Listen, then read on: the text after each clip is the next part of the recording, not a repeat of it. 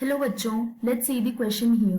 Question says that 1. If both assertion and reason are true and the reason is correct explanation of the assertion. 2. If both assertion and reason are true but reason is not correct explanation of the assertion. 3. If assertion is true but reason is false.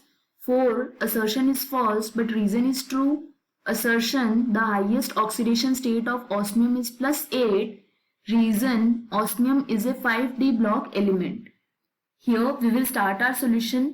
और सबसे पहले इस case में हम start करेंगे with की concept.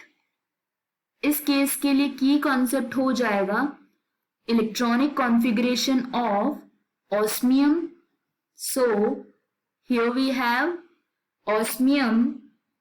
इस case का इलेक्ट्रॉनिक कॉन्फ़िगरेशन होगा configuration till Nobel gas, that is xenon, then 4f14 5d6 6s2.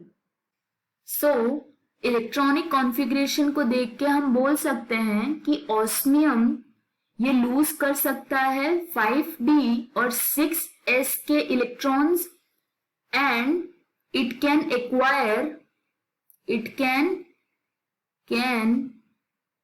acquire full filled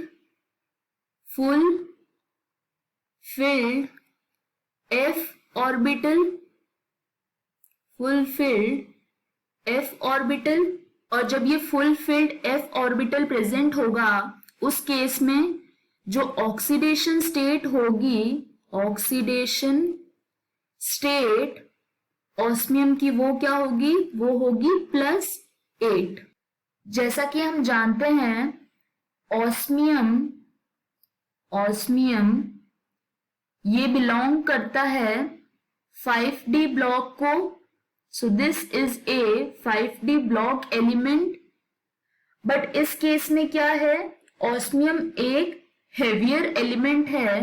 this is a heavier element and इस वजह से क्या होगा, यहां पे जो न्यूक्लियर चार्ज है, सो न्यूक्लियर चार्ज क्या होगा, कम होगा. So this will have less nuclear charge due to large size, because इस केस में होती है लार्ज साइज.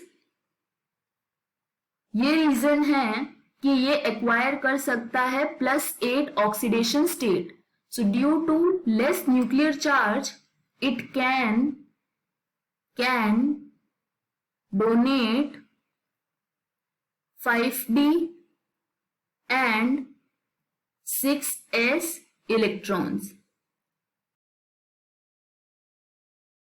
तो अगर यदि यहाँ पे हम असर्शन देखें, highest oxidation state of osmium is +8, ये ट्रू है यहाँ पे.